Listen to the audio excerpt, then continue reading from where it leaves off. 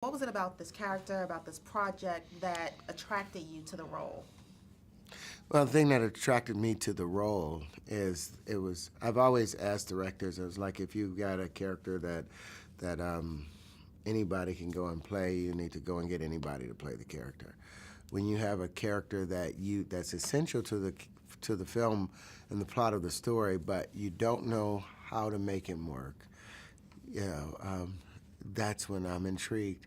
You know, I want the hurdle, I want the challenge. And Lee said, I got something for you. You know, he only works 2 days, and he's a scoundrel, but you got to make him lovable. You got to make him a little boy, and I got to ugly you up at the same time. So that, how do you turn this all these old pieces of leftover food and make this great jambalaya that everyone can spice up their meal with or their evening with? And that's why I like the character. I like that breakdown. So, was there anything that was inspiring to you or enlightening to you throughout this project and working with Lee and just being a part of this project in general? When I was a little kid, my great-great-grandmother, I had the privilege of having my great-great-grandmother, my great-grandmother, my grandmother, my mom, and all of us lived in the same household. But my great-great-grandmother, we called her Mother, she used to, when I get upset and yelling, she would say, just be still, Terry. Just be still. Learning, watching Forrest on the set, the stillness of his nature, that was powerful. And even though I'm trying to jeer him and prod him and humiliate him, he would just smile right through it, and it was like God smiling from behind his eyes.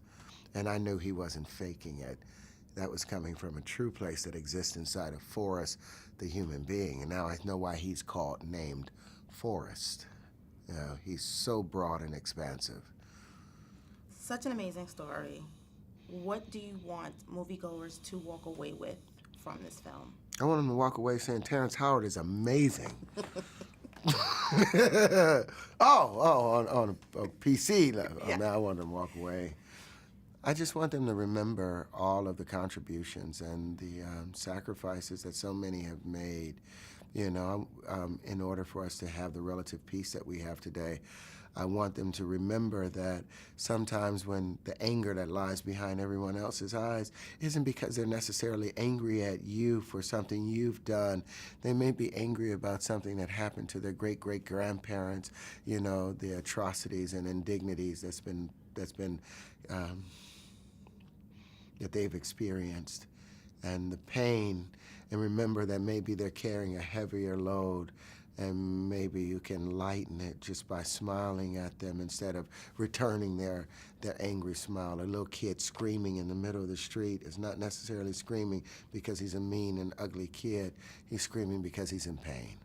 Remember that everybody's carrying a certain amount of pain, and together, we can wipe the tears away that our inhumanities have created in humankind. Perfect.